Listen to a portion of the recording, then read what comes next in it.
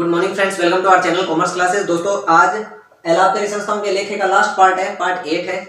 इसके अंदर देखिए एक एग्जांपल दिया गया है आपको, नीचे एक स्कूल का तलपट आपको दिया गया है और अन्य सूचनाएं दी गई है। इसके आधार पर आपको आय व्यय खाता और तुलन पत्र आपको तैयार करना है। तो ये आपको फॉर्मेट दिया गया है। इसके नीचे कुछ अन्य सूचनाएं दी गई है कि आपको इस वर्ष के लिए अप्राप्त ट्यूशन फीस 25,000 रुपए है। बकाया वेतन की राशि 30,000 रुपए। 1 अक्टूबर 2016 को 40,000 रुपए की लागत से क्रय किया गया फर्नीचर आपको 20,000 में बेचना पड़ा। ठीक है। 1 अप्रैल 2017 को 50,000 रुपए उसका मूल्य था फर्नीचर का। फर्नीचर पर 10% और पुस्तकों पर 15% और भवन पर 5% आपको रास लगाना है। तो चलिए देखते हैं। सबसे पहले आय और व्यय खाता बनाते हैं। इसके अंदर देखिए पुराने फर्नीचर का आपको विक्रय करने पर कितनी हानि हुई। 50,000 रुपए का था, 20,000 रुपए में बेच दिया तो 30,000 रुपए का लॉस हो गया। तो ये खर्चे के अंदर आएगा। ये खर्चे का कॉलम है यानी व्यय का कॉलम, और ये हमारा आय का कॉलम है। उसके बाद में देखिए वेतन आपको 5 लाख रुपए दिया गया था, 30,000 रुपए बकाया था। तो 5 लाख में 30,000 जोड़े तो 5,30,000 रुपए का आपका वेतन हो गया। ये भी आपका एक एक्सपेंसेस है। ठीक है। तो एक्सपेंसेस वाले कॉलम में इसको दर्शाएंगे। इसके बाद में आपको लेखन सामग्री यानी प्रिंटिंग एंड स्टेशनरी का जो खर्चा दिया गया है वो है 40,000 रुपए, वो 40,000 रुपए आ गए। 18,000 रुपए का आपको जनरल एक्सपेंसेस यानी सामान्य व्यय आपको दिया गया था, 18,000 रुपए वो आ गए।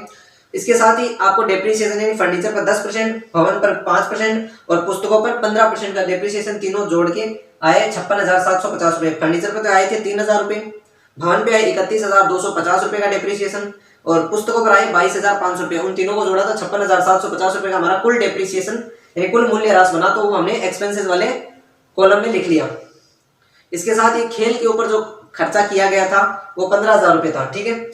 इधर वाला पोर्शन कंप्लीट हो गया। अब चलते हैं इनकम वाले कॉलम पर। इनकम में देखिए सबसे पहले प्रवेश शुल्क है 12,500 रुपए और 5 लाख रुपए आपकी ट्यूशन फीस थी, उसके अंदर 25,000 रुपए बकाए थे तो 5,25,000 रुपए हो गए।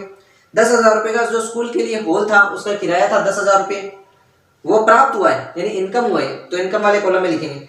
और विविध प्राप्ति यानी अन्य जो सन्ड्री रेसिप्ट्स थी वो थी आपके पास 30,000 रुपए, तो वो आ गई। वसीयत के 3,50,000 रुपए आ गए। विनियोगों पर अप्राप्त ब्याज 60,000 रुपए वो आ गए। तो इनकम वाला कॉलम भी कंप्लीट हो गया। तो टोटल किया तो 9,87,500 रुपए आए। इधर 2,97,750 रुपए कम पड़ेंगे तो वो हमारा सरप्लस रह जाएगा यानी कि आधिक्य। ये हमारा सरप्लस रह गया, आधिक्य। अब इसका टोटल कर दिया। अब इस आधिक्य को हम बैलेंस शीट के अंदर यानी कि तुलन पत्र के अंदर प्रयोग करेंगे। तो अब बैलेंस शीट के ऊपर चलते हैं। सबसे पहले लेनदार आपको दिए गए थे 15,000 रुपए के लेनदार हो गए। बकाया वेतन यानी जो आपका आउटस्टैंडिंग सैलरी था वो 30,000 रुपए इधर आएगा। लाइबिलिटी साइड में आएगा आउटस्टैंडिंग। ठीक है। पुस्तकालयों की पुस्तकों के लिए दान दिया गया 62,500 रुपए, तो ये भी हमारी दायित्व है। सामान्य निधि यानी पूंजी आपको दिया गया था 12 लाख रुपए। पूंजी के आपके थे 12 लाख रुपए। ठीक है। उसके अंदर जो ये आधिक्य था 2,97,750 रुपए, 2,97,750 रुपए ये ऐड कर दिए हमने, टोटल 12,97,750। तो ये हमारा लाइबिलिटीज वाला पोर्शन भी कंप्लीट हो गया। अब बात करते हैं एसेट्स वाले यानी परिसंपत्तियों वाले कॉलम की। तो इसमें भवन था आपका 6,25,000 रुपए, उसमें से रास 31,250 रुपए का आपको यानी डेप्रिसिएशन कम कर दिया तो आपका है 5,97,750 रुपए। ठीक है।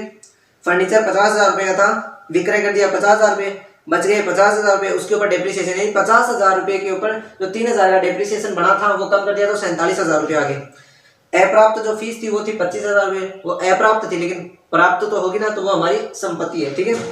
उसके बाद में पुस्तकालय की जो पुस्तकें थी वो 1.5 लाख रुपए की थी, उसपे जो डेप्रिसिएशन था 22,500 रुपए का वो हमने कम कर दिया और 1,27,500 रुपए आ गए। 12% की दर से विनियोग यानी इन्वेस्टमेंट था 5 लाख रुपए का। ठीक है।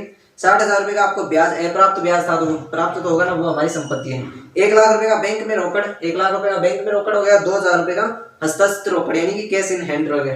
तब इन दोनों कॉलम का योग किया तो 14,05,250 रुपए आ गया। इसी के साथ हमारा बैलेंस शीट कंप्लीट होता है। आई होप दोस्तों आपको ये एग्जांपल समझ में आया होगा और ये चैप्टर एलापकारी संस्थाओं के लेखे आपको समझ में आए होंगे। वीडियो को लाइक कर देना, शेयर कर देना और चैनल को सब्सक्राइब जरूर कर देना।